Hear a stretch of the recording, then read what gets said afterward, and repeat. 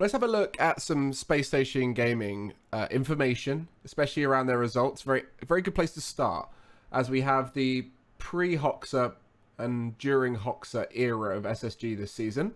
And you can see it started strong with Daniel at the start of the season. This is when they cut Rettles, added LJ, but they couldn't break through into that final. And they got third, fourth here. And if we scroll up, I'm just going to quickly scroll up, ignore the lines for a second. You can see the full split major, they were 9th to 11th, so it didn't go very well there. And then if we look into the winter split, they started to fall out of that top 5 contention. And so this is where they decided to make a change. And I don't know whether the change was, let's drop Daniel, or Daniel went, I don't want to be here anymore. So he went to V1. But whatever the change was, it meant that SSG weren't with Daniel and they had to decide to replace him.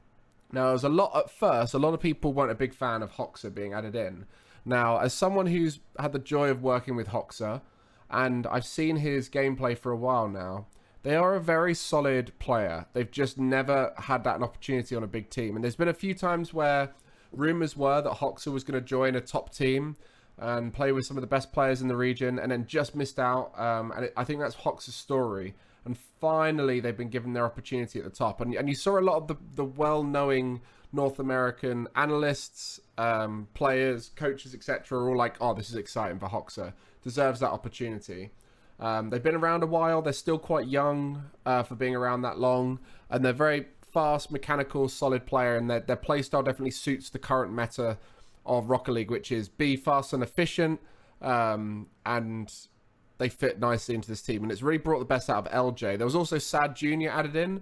I know I've said this is the Hockey era, but it's also Sad Jr.'s era. So Chrome was replaced by Sad Jr. And I think that's a pretty exciting change right there. This was to cover up an ad, by the way, up in the top corner, but the ad has subsequently disappeared, so now it looks like I've gone crazy in the top corner. So we can see what's happened here. They've now got a fourth, third, and a second, which is much better performance than before, and they've also looked really good and consistent in-game. They're not quite a scary threat on their good days yet. They're just a really solid threat in every single one of their days, right? That's probably the best way to summarize them. If we look into the most recent regional, you can see their journey here. Beating Dignitas, that's a very solid win, especially the way they did it. Beating GenG, again, very good win still. Smothering Optic here, it's closer than it looks, but they just look really consistent, creating so many goal scoring opportunities and really punishing in that setting. Just missing out to Furia in this upper side, again, very close series there. Almost brought back with the reverse sweep. And then in the final, again, pretty close, but just not quite able to hold out Furia's offense. And realistically, both of these teams had very solid game plans. They looked the best teams in the region. Here, Optic almost brought it back against them, but SSG were able to step up. I think this was a little bit of a post-loss tilt, which they managed to bring back, but who knows? It's really hard to say. But yeah, they brought it back and showed quality throughout. I think we can quickly have a glance at the Spring Open. So here, beating FaZe, just losing to GenG, beating M80 as well, beating Furia in the lower. So far they've lost and beaten a lot of the other top 5 teams. So it just sort of shows you they're there or thereabouts. You know, like they're not slapping everyone. They haven't got a particularly amazing matchup against one particular team, right? Like beat GenG here, who they'd lost to before, beat NRG, beat Furia again this time. So they've beaten Furia twice, lost to Furia twice, lost to version 1 on this occasion, beat FaZe in a different regional, lost to FaZe in this one. So they haven't got a particularly big matchup spread against any particular team. They're just solid and there or thereabouts in most matchups. So we go into their stats. So I do just want to kind of look at their overall stats, and I haven't had a chance to look at this yet, so we're going to be learning together. So let's draw in the box of ease. Okay, that was a bit high up. It is what it is. There we go. And this means that whenever we go over to the page, we can zoom in on them. LJ Makes sense that they're absolutely popping off. Been facilitated by Hockser, who's also been scoring a lot of goals. Very good shooting percentage, this. But yeah, Hockser's actually been doing a lot on the offensive side. LJ is sort of everywhere, doing a bit of everything, getting a lot of points. And Arsenal is, of course, getting a lot of demos off the ball. Classic Arsenal game plan, very unorthodox touches, hard to read, really good at mixing things up. But you can just see, like, this is just solid stats, right? Just solid stats, a lot of shots, a lot of goals, good demos. They're all getting demoed pretty evenly, so no one's like getting caught out by getting demoed a lot. Arsenal's getting a lot himself. So nothing too crazy there. Let's have a look at the boost stats. Okay. So Arsenal using a lot of boost, spending a lot at Supersonic. This is to try and get those bumps. This could definitely be more efficient, I'm sure. But this is typical. You see the highest boost usage and boost used while Supersonic on the demo-y players. Low average amount. A lot of time at 0. That's probably one of the highest. Yeah, it is the highest. Okay. A lot of hundreds grabbed, but a lot of those will be boost steals, so that should be fine. Look, you can see there, 5.65 stolen. A lot of pads for everybody, which is good. Like, averaging 70 pads is pretty solid across the board. The average amounts for LJ and Hockser could be a 1 or 2 points higher on average between them. So that's definitely concerning. There's a little bit of boost per minute used here. So there's a little bit of inefficiency in the stats of their boost, but good amount of pad grabbage is good signs. This is a pretty, like, I call it the 3.5 ratio in this situation. Is probably the thing you want your target. So it's about 3.5 pads to big pads is normally a good ratio. Anything lower than that and you're concerned that you're over reliant on big pads, anything more than that and you're probably more of a pad player. Like you see Magic Bear just above here. This is more of a pad player making up for someone in the team who's not a pad player, which you can see both these two are very big pad heavy. With someone like Arsenal, it's a little bit different because it's this amount of big pads is being grabbed for the benefit of disruption and you know, like demo plays and stuff like that. But yeah, these are very good ratios. Around that 3.5 mark is very good. Just under the 3.5 mark typically is what you aim for.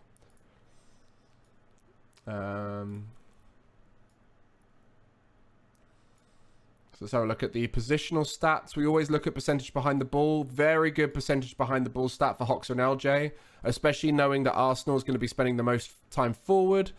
Makes a lot of sense. You can see Hockser are actually quite far away from the ball, which is a good thing. And it's probably why they're getting so involved in the offense, because they can see a lot at that distance and will be able to come in and clean up. And you can see they're sitting the most deep, most often. They'll probably be the furthest, most in the defensive third. Yeah, this all looks about right. It's what we'd expect. Arsenal upfield, spending a lot of time in the opposition half, that kind of thing. Where Hockser seems to be a little bit deeper. LJ being allowed to roam a bit more chaotically and freely. What they did a little bit before when they had Daniel, that was LJ's game plan, was to be the aggressive player, but it seems like they've refined that a little bit. So we'll see how that looks in game. And then movement stats, let's have a look.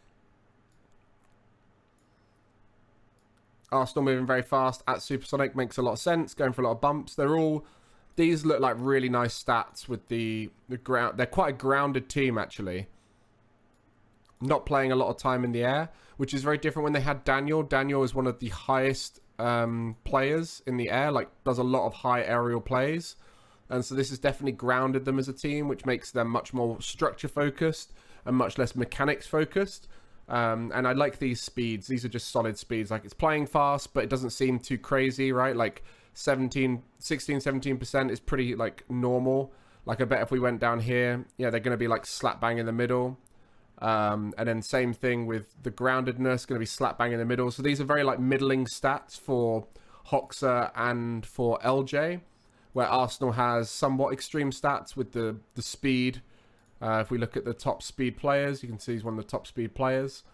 So they've clearly got a game plan where Hockser and LJ is playing very solid where Arsenal is the sort of wild card, right? So that all looks really good there. Okay. Let's just get into some replays, right? Wait, which game? This is the wrong regional. Let's have a look at... Kind of want to watch them versus GenG. I think that'd be interesting. So I'm going to watch that first, and we'll get through to the Furia SSG replays, the final. So it'll be upper round 2. Or I guess quarters then, right? GenG Mobile 1 versus SSG. Alright, let's watch this first game then. Okay, so I want to start off looking at LJ.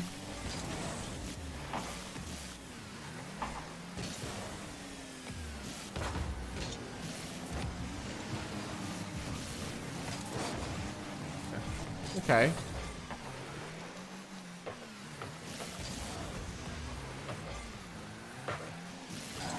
Yeah, there's a lot of patience. Yeah, LJ just being allowed to be quite aggressive. But you can see how grounded their decision making is. Like, they're very willing to rotate out. And, like, not overextending. I like the boost usage. So one of the other things that's fair to say about the average boost amount is because they're willing to stay in the play rather than rotate out a lot, their boost usage might be a little bit... well, their boost average might be a bit lower because they're going to spend lots of time in the play. Oh, that's not what I wanted to do. They're going to be spending a lot of time in the play where they're not gaining boost, but they're like clocking up time on lower boost amounts, right? Oh, that's not a good sign, but it is what it is.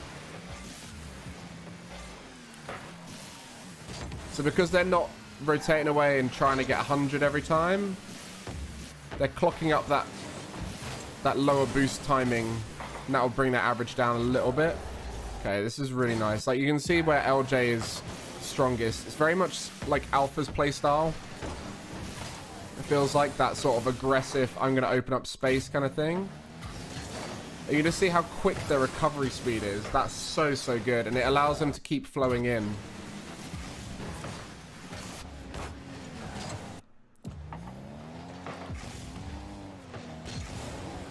Interesting. I mean, it's a good shot from Arsenal.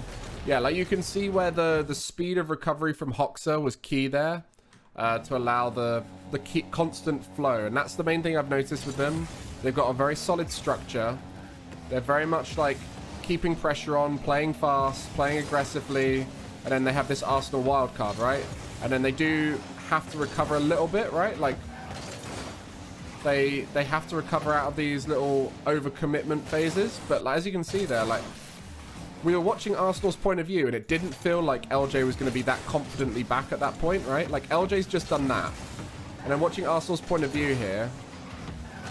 It doesn't feel like LJ is going to be in the net as Jack hits this. But he's just casually there, right? So if we go back and watch LJ...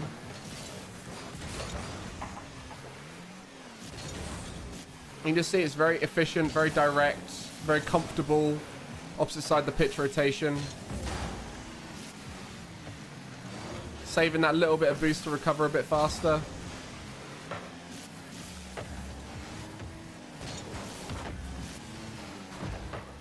So where we watched Optic and they overcommitted quite a lot, and then it forced a lot of pressure on the last player to spend time recovering the situation. It seems like Space Station have really focused on recovery speed, which is something that we've seen been the biggest factor in Europe, right? Like time behind the ball, recovery speed, and boost efficiency seem to be the biggest factors right now for European success. It's why Vitality looks so good. It's why Liquid have improved. It's what K-Corp do so well. Yeah, and you can just see the recovery speed for Space Station is a big factor.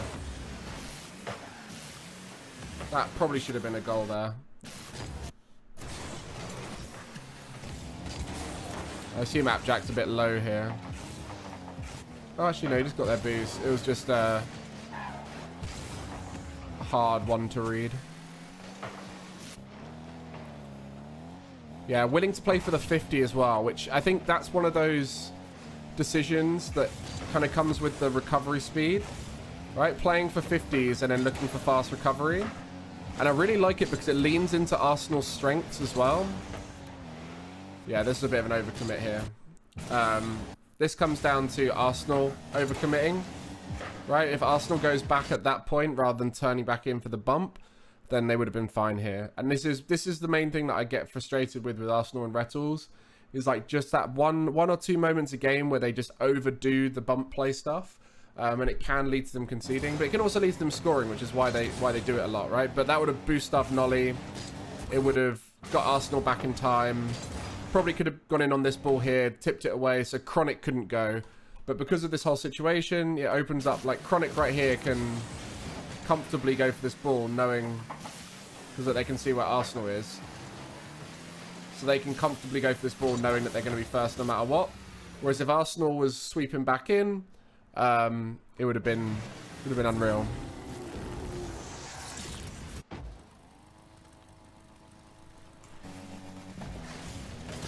So yeah, I think Arsenal's the biggest factor that could lead to their success, because if Arsenal can judge the times to when to go for these bump plays and when not to, then I think that'll really bring another level to the team. Right? Like you can see here, now they're sort of looking a bit like Optic gaming with that recovery speed, where LJ has to recover and go solo for a bit. So yeah, this is sort of looking a bit Optic-y at this stage, right? Like Hockser's overcommitted, landed with 0. Arsenal here has very low boost, and then LJ has to sort of magic bear it up at the back with low boost, right? And like in this situation, that overcommitment, they get away with it due to LJ playing it well. I think they actually might score off the back of it too. Or they could have. But it does lead to a slightly scrappier game. I like that little touch from LJ. So what people won't realize with this touch here by LJ is it kind of baits Chronic into sticking around. Like Chronic has used up a lot of boost here, we know that. Arsenal's stolen his boost. I like this touch at the ball because it's like Chronic, you can either stay and overcommit, or you have to back off, and it's very, very hard for people to back off in that situation. And so consequently they get the ball back and Chronic is overcommitted, right? That's smart gameplay there by LJ.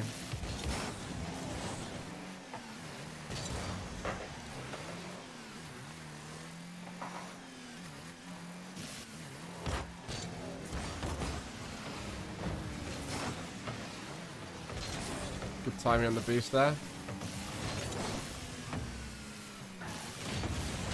Yeah, LJ's looking really good. I know he's just missed that touch, but like he's looking like a big top player in North America right now, and one that's definitely disappeared in the conversation because of how badly their entry into SSG went. You know, like one split went all right, but they didn't play that well in the split. It was all like the Daniel show, mainly because of the way Daniel plays. It's harder to play around. Whereas now you can see the kind of true potential of LJ when he's given the space to be an absolute menace. But yeah, like you can see the strengths of the LJ and Hockser combination.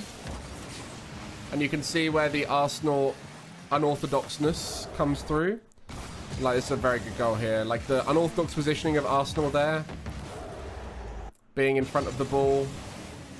Catches Chronic off guard, makes it hard for Appjack. Very good there. So yeah, you can see where the whole game plan works, but it does have a lot of gaps in it. So where we analysed Furia yesterday and sort of said it is a 3-0 game plan. Oh, GenG almost sneaking through. Yeah, the way I describe Furia's game plan is it's like a 3-0 game plan, whereby they will get 3 goal scoring opportunities per game if both teams play solidly, and they won't give away any goal scoring opportunities. Whereas with SSG, they're playing more of like a 6-3 game plan, whereby they're going to try and create 6 goal scoring opportunities through this kind of aggressive stuff, but then consequently might let a goal or 2 in, right? And that's fine. That's what they're leaning into. You don't see it. What don't you see about the game plan? Like, this game has been not the strongest game from them, right? Like, it's not been as good as the other games, but you can see how it would work, right? Well, I can anyway. Where is the Minecraft gameplay? Oh, very funny. Right, let's go into the semis and look at Optic game versus SSG. You can see by these score lines exactly what I'm talking about the 6-3 game plan. It kind of comes through in those score lines. Like, they do give away a few goals, but they'll also create a few goals.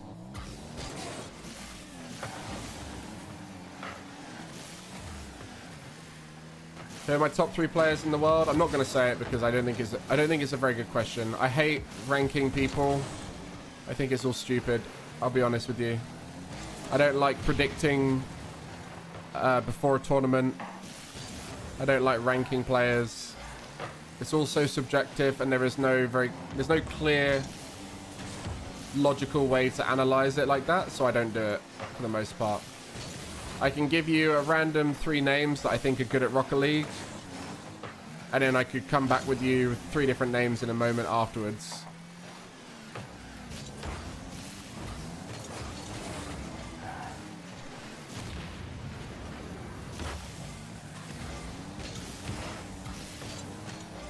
Zen, and Zen.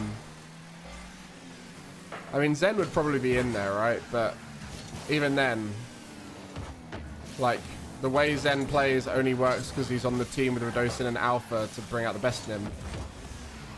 I think Zen is a player that you'd want in your team, right? Like, if you were forming a top team, I think any team with Zen in is probably going to do well, but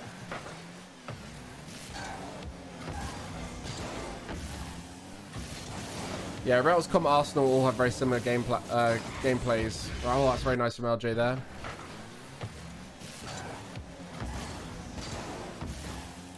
That's very good fake. Over rails. Lovely. I prefer the 6-3 game plan. Yeah, or the gameplay, I guess, not the game plan.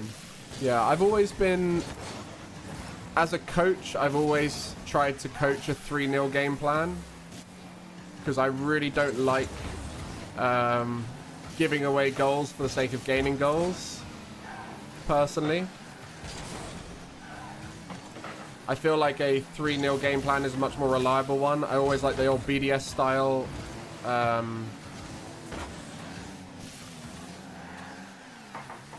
But there is downsides to both game plans, right? Like, that's just part of Rocket League, right? Like, if there was a perfect way to play the game, then everyone would play it.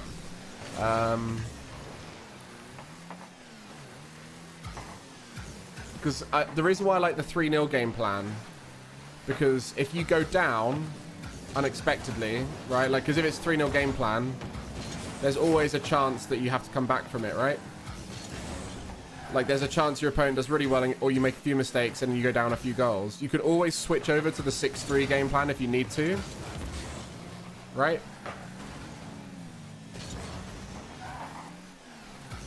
So if you start with a 3-0 game plan, you might be able to get 1-2 goals up, and then your opponent starts making more mistakes, and that's when the 3-0 game plan really punishes people, when they're trying to forcibly get ahead. And then if you're down a few goals, you can always adjust and be slightly more aggressive to turn it into... unlucky there. Turn it into your favor again, right? But with the 6-3 game plan, there's often going to be games where you just go down 2 goals straight away, and so you have to play from behind, and you have to play... you have to play to catch up no matter what, right? And that's happened in this game as well as the last game we analysed, right? Where they've gone down through a few mistakes and consequently now have to try and come back. You can always do a riskier kickoff, or you can always do a riskier play if you need to.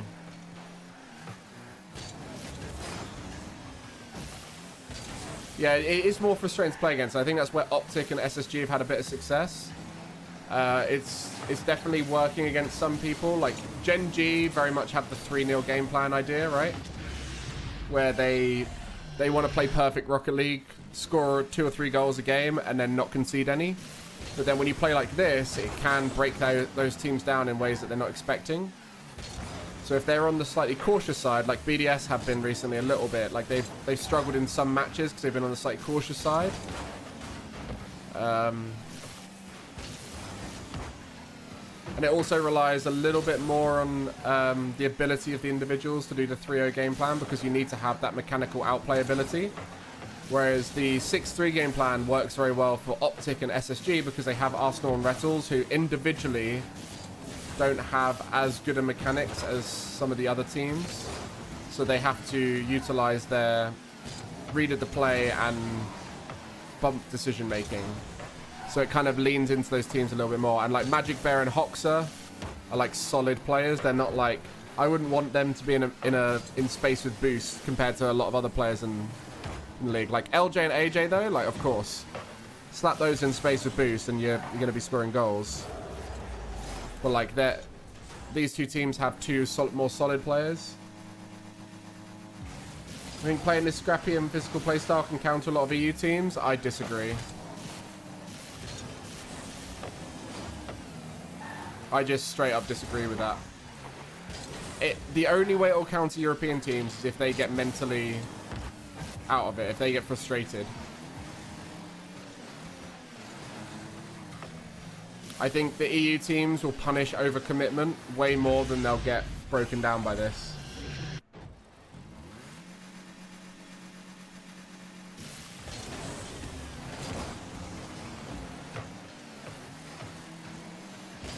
Like I said, if they get frustrated, it's different. Like if they get themselves in a position where they're annoyed at it, then they can get hesitant, and that's where it starts to play against them.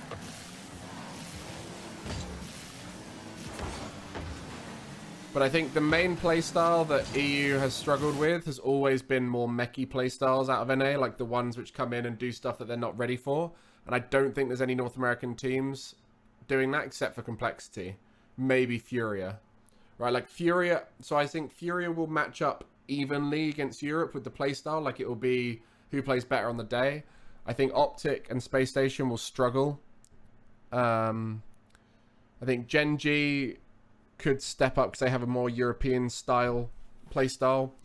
They could be similar to Furia, where if they play well, then they'll win. If they play badly, then they'll lose. And I think Complexity is the only one where their threatening mechanics could take games from Europe if they're playing well, right? That's my views on the teams anyway.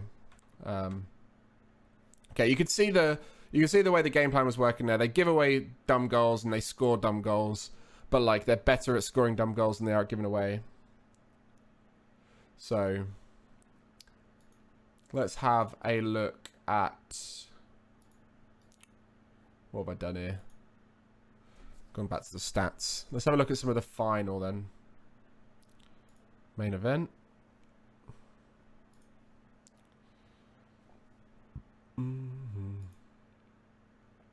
Okay, let's have a look at game 1. Again, the 4-2. Maybe 6-3 is more like a 4-2, right? The reason why I say 6-3 is because it's about creating 6 good opportunities and giving away 3 good opportunities, right? And like when it's a 4-2, typically there'll be a few missed opportunities, right? That's the way I like to see it. Is like 4-2 has probably been more like a 6-3 in terms of opportunities. Thank you very much, Fishing Idra. Okay.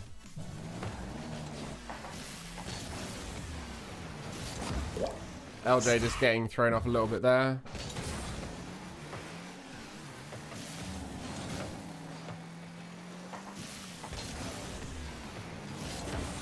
It's a good play. But yeah, they gave away an opportunity there. Overcommitting, charging back and not quite dealing with it. Interesting.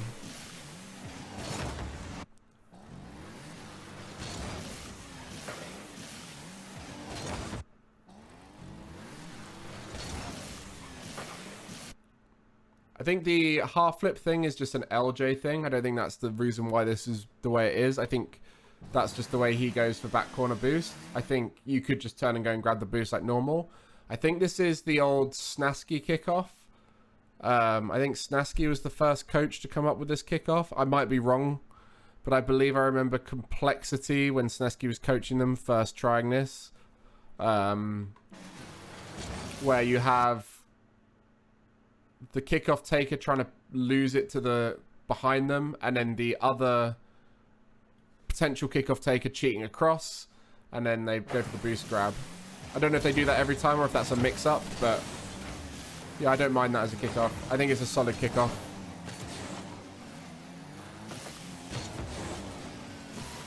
A little bit over committee here. It is a grand final, so they are probably going to be a little bit more jumpy and nervous. Really nice control here. Ooh, bad recovery speed there. Yeah, there's a lot of double commits between Hockser and Arsenal, I've noticed. I wonder if they can cut that out. Or if that's sort of part of the Arsenal chaos.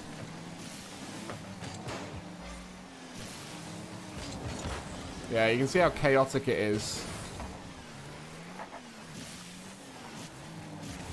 Yeah, there's a lot of similarities between SSG and Optic. I think the main difference is that SSG are more focused on fast recovery, are a bit more grounded, and they also look to stay a bit more spread out and rotate out opposite side, where Optic seem to be a little bit more bull-sided with their rotation.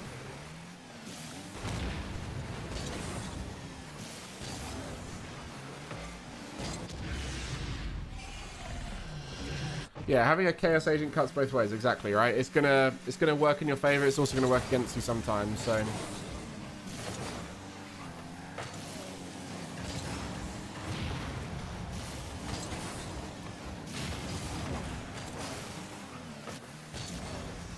I'll be interested to see whether the stats are much different in this versus the other games, because at the moment it seems like LJ is getting a little bit jumpy and far forward sometimes. But I think that's also credit to Furia, the pressure from Furia. What's up, Vegas?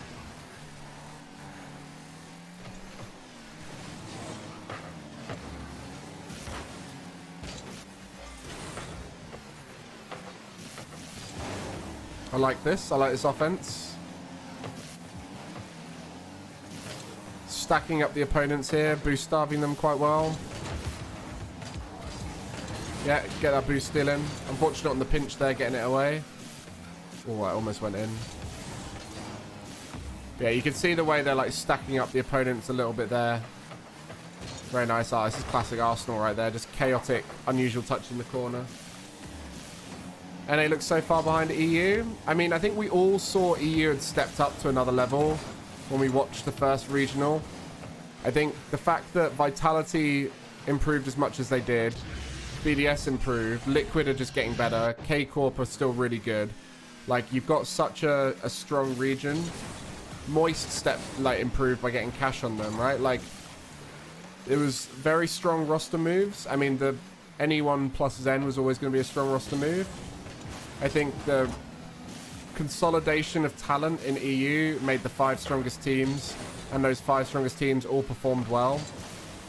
So I think, yeah, I think Europe is the strongest it's ever looked. I think we've always had the better talent there, but very frequently we had teams with like 1 or 2 talented players in, and then not a full roster of them. Whereas it seems like we have, you know, looking at those top 5 teams, at a stretch, I would look and say a few of them could be better. And even that is just like a historical thing, and I haven't, like, they're getting better. So someone like Juicy, right? Like, they are a very good player who is getting better, right? And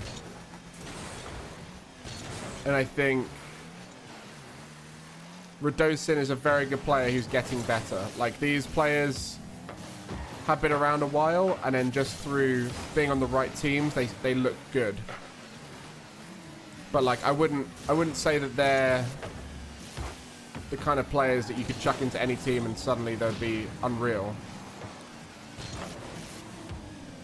I think they play a very good role within those teams, right?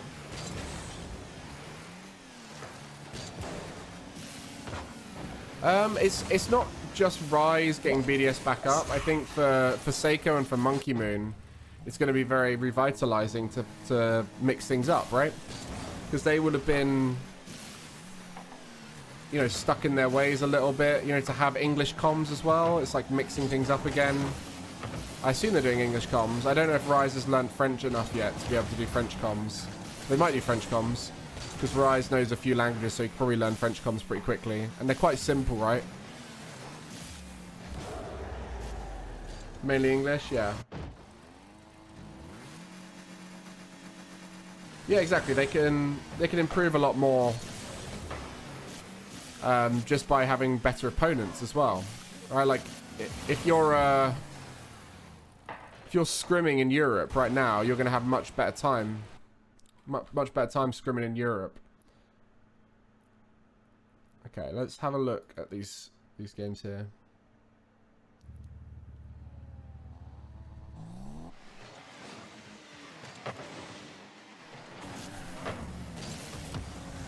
Replay analysis in French. Interesting. I'd have thought comms would be easier to do in French. I guess Seiko's done English comms before. Monkey Moon has done English comms a while ago. I mean, they will have done English comms at some point. Like, Monkey Moon was on a team with Nolly, so he'll have done English comms back then.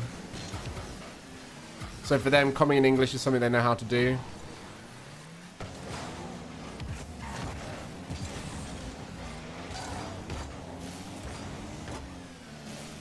But yeah, I think speaking another language, like doing replay analysis, would be tricky. So maybe they do it in French and then like with a bit of translation on the go.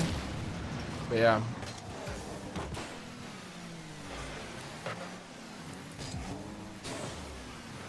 So yeah, this sort of situation here looks very Optic-y, right?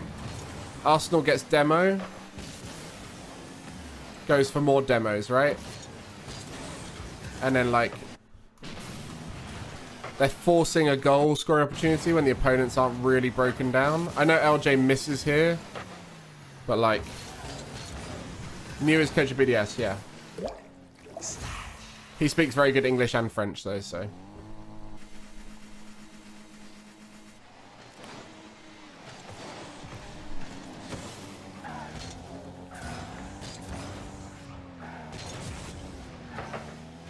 Right, it wouldn't surprise me if Rise has learned French that quick. Because like I said, he can speak Portuguese and English. Well, I didn't say he could speak Portuguese, but he can speak multiple languages.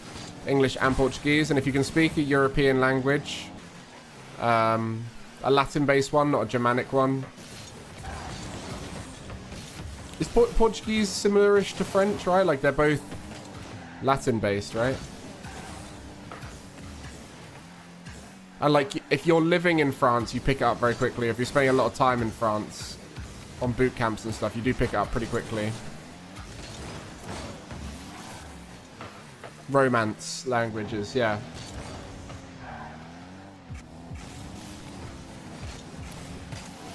Because like, people who speak Portuguese can often pick up Spanish quicker and French as well. But then like, if you were to learn German, you'd probably be leaning more on your English to be able to pick up German.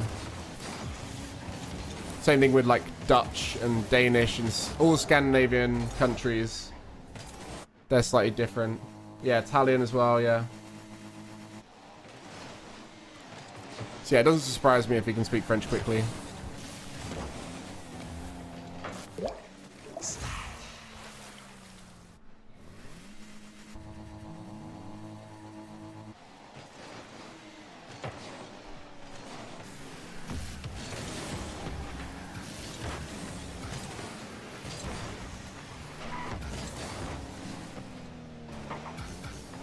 I mean, we've seen the goals in this game. And it's Furia capitalizing on overcommitment.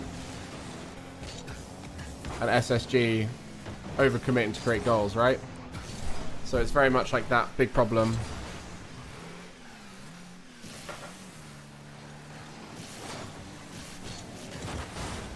But like both teams are individually very solid right now, which has meant that they've been able to maintain high performance throughout. I think that's something I don't speak about much when I'm analyzing, right? I'm very much looking at game plans, team strategies, that kind of thing. I think it's fair to say that Hockser, LJ, and Arsenal are all executing pretty well, whereby the thing they're going for, they are doing more often than not, which I think is an undervalued part of when I analyze. I'm focused on team strategy. Like 3 good players executing a bad team strategy can win you games. As we saw with version 1. I didn't actually analyze any version 1, but yeah, like you can do well with good players doing a bad strategy. Like FaZe got away with that for years, right? They had one of the worst rotations with typical AJ and first killer, but it was very much like we can do that and individually make up for those poor decisions and poor structure. But what we are seeing is that we've got Furia, who've improved their structure a lot. SSG and Optic have their own unique way of structuring, where I think SSG do it slightly better. I think what SSG are doing is what Optic should be looking to do a little bit more, which is that opposite side of the pitch rotation, being a bit more spread out and being willing to rotate back as fast as possible, keeping a bit more boost in the tank. I think that's the biggest differences between SSG and Optic. But both of them have that chaotic character in Rettles and Arsenal. Oh my, that should have been a goal. And like LJ is looking very good. Hockser's looking solid. Yeah, it looks good. Have I looked at the FaZe crumble? I haven't, but I've analysed some games against FaZe, and I can see that it just looks like they're a bit out of form individually, and their structure's a bit off. They're getting a bit ball-sided. Mist and Typical really underperforming individually, and First is trying to carry and cover for that, I think. Right, I'm going to watch one more replay here. Let's watch this one. But yeah, the way they're playing right now in a grand final is very solid as well. Like, considering the pressure they're under against a solid Furia. Yeah, they're executing pretty well. There's definitely an element of a bit more rush in this final. That's really nice. Like, Arsenal's got such a unique way of doing things that makes it quite hard to read.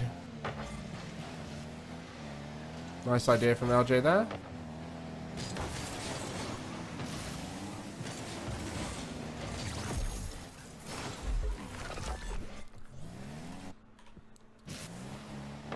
Yeah, a bit of a misread from Hockser, getting a little bit of bumpage from Card. It's fair misread there, off the edge. Probably should be getting that, but I think with the Card bumping, it made it a lot harder for Hockser. Like, we can watch from like low boost, Card bumping him. I think Arsenal needs to be getting behind that and doing something a bit more, a bit safer. Probably didn't expect to get bumped by Card, but yeah, Jan, they've set that trap up beautifully. You can see that's part of the downside of the very close to the ball rotations. Because in situations like this, your options are very limited, so someone like Jan can come in and just watch. Right, there's not many things Arsenal can do there. So that's where having a bit more of like a wider movement pattern is quite useful.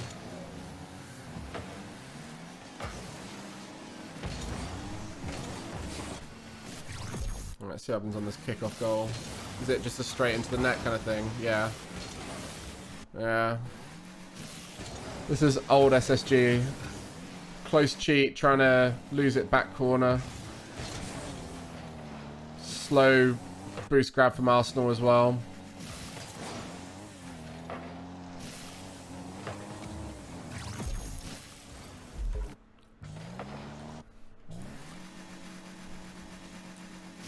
what's up?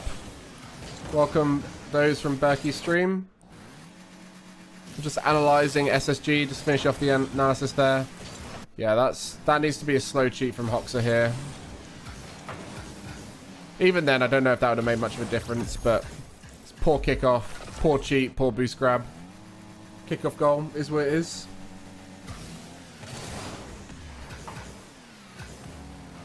A little fake kickoff from Furia. A little bit of chaotic gameplay here.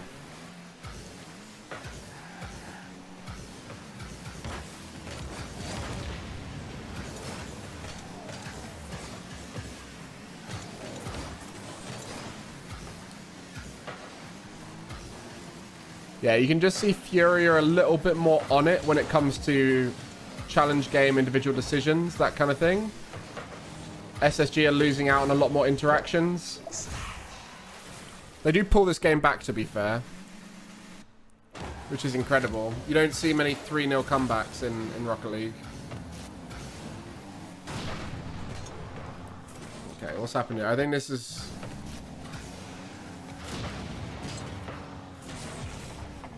This is good play. A little bit lucky. A little bit lucky that Yang got bumped the way he did. The fact that Yang got bumped and Arsenal still got the ball. But again, that's where the Arsenal effect comes in, right? Being in a chaotic position. Like, that wouldn't ever happen against most teams because no one positions where Arsenal position there. So there is that chaotic element that Arsenal brings.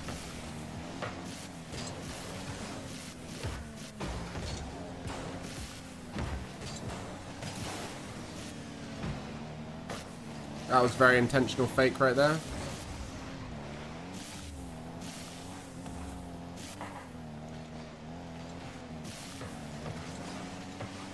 Nice touches by LJ. Not a big fan of Arsenal going for that. Almost got punished for it.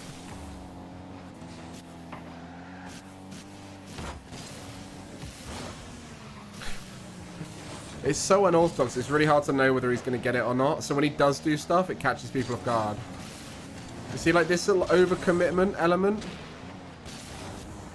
Like, that's my biggest concern with both Arsenal and Rettles, is that they have a tendency to overcommit. And it leads to some goals. It's just a playstyle that I've never been a big fan of, so I always find it quite hard to like process when it's the right time to do their thing, because there's definitely an element of it creates more goals than it concedes, but then I would get so frustrated if it was consistently leading to goals against. You know, like if it goes well, right, like here it could go well off the back of that demo.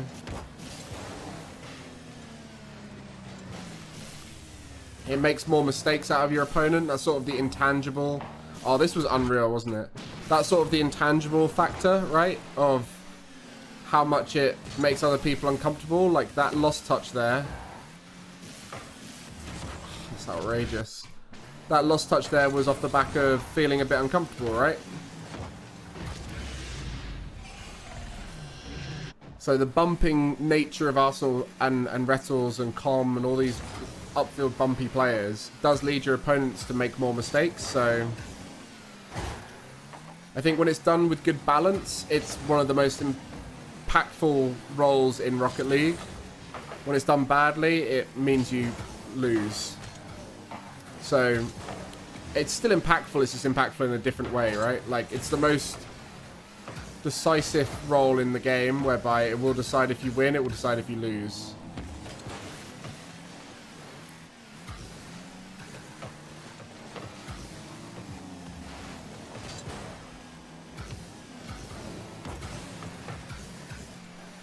Yeah, you can see Hockser errs on the side of caution. They don't go for all-in plays, where LJ is kind of given free reign to be a bit more all-in. I remember this. This is an Arsenal created goal, right? Bit of a mistake from Jan, actually. Is that a wall dash mistake? Yeah, wall dash mistake. Good punish by Arsenal. Almost missed.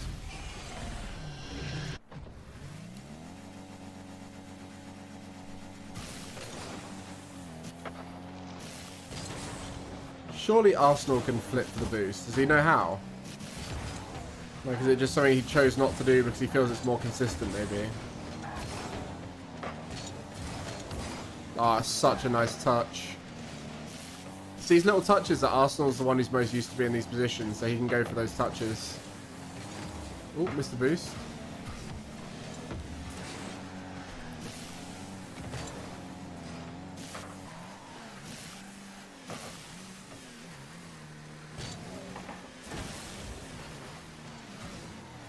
Nice idea by Lost. Just ran out of resources, I think.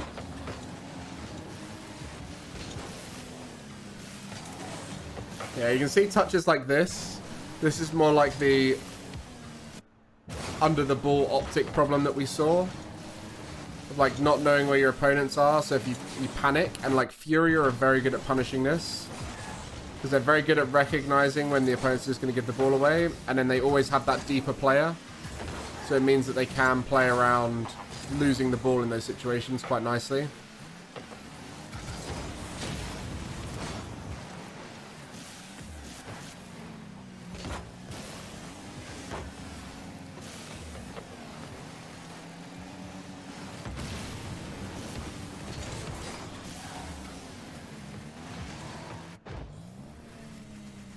That's alright, Mr. Greasy, for being late.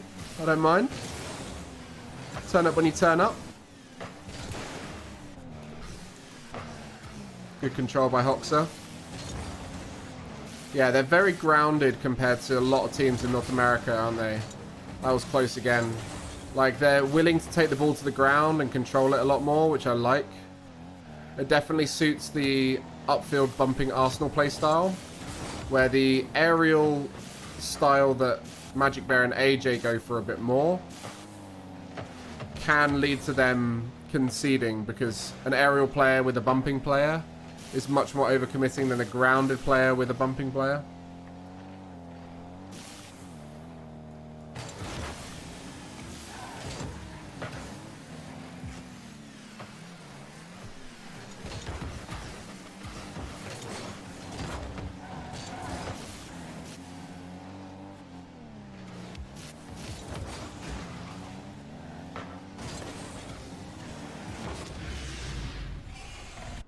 What's happened here? Good little bumps from Hockser. Nice play by LJ. Good pressure. Arsenal being awkward. That's really nice.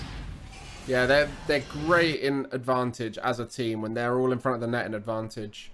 I'm impressed. I think what I'm seeing with SSG is they are leaning into a solid game plan. I think it's going to be consistent. I think it lacks a little bit of control. I think there's an element of conceding too often that could let them down. But that's what they're leaning into, right? They're leaning into the we're going to score more goals than we concede game plan. I think Arsenal can lean a little bit more into rotating. Just not like... I think if he's low on boost and a teammate is committed, he's got to be aware that he might need to go back. Because, like, honestly, if he just went back and 3 or 4 of the goals we saw them concede today, then they would have been fine. And, like, it's just recognizing when the right time to keep the bump strategy up is. But then you can easily get in that red miss position where you just start focusing on the bumps. I love all of them on the ball. I love the way they're playing more grounded. They're playing quite... unpredictable. They're sometimes just not doing stuff. They're sometimes catching and going down, sometimes taking it high, but they generally are going for the lower options, which means they have faster recovery when it goes wrong, which I really like. I think the fact they're rotating opposite side a lot, being nice and spread out, means that they do cover a big area. So overall, they have a solid game plan. I think LJ looks amazing right now. I think Hockser's playing very solid and being an amazing supportive, faster player. And Arsenal is just doing Arsenal things, being very creative, being disruptive, hard to read, finding himself in unorthodox positions and really causing that chaos, which probably makes the opponents feel uncomfortable.